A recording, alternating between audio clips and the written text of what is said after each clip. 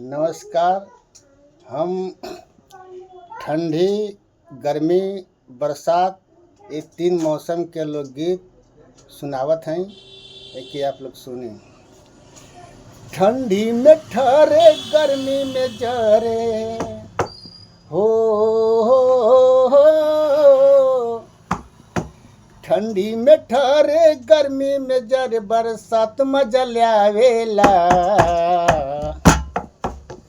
हमनी के ऐसन मौसम है, हमनी के ऐसन मौसम है, हर मौसम के मजा आवेला।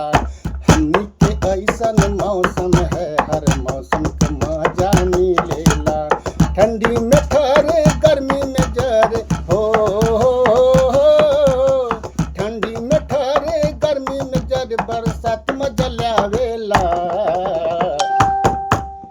हमनी के ऐसन मौसम है, हमनी के ऐसन मौसम है, हर मौसम के मजा आवेला। हमनी के ऐसन मौसम है, हर मौसम के मजा मिलेला।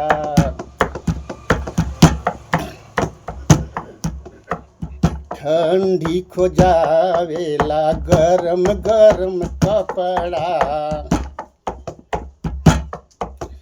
गर्मी में एसी कूलर के लफड़ा।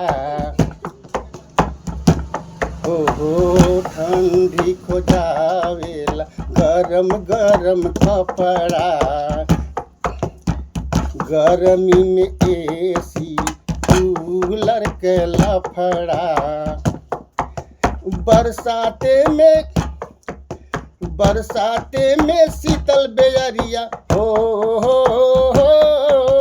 बरसाते में शीतल बेअरिया मन भावेला। बरसाते में शीतल बेअरिया बड़ा मन भावेला।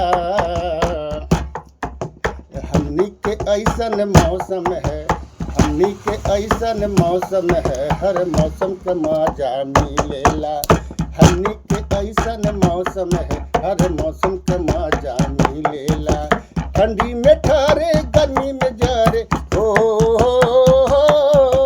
ठंडी में ठहरे, गर्मी में जरे, बरसात मजा ल्यावेला। हमनी के ऐसन मौसम है, हमनी के ऐसन मौसम है, हर मौसम के मजा मिलेला। हमनी के ऐसन मौसम है, हर मौसम के मजा मिलेला।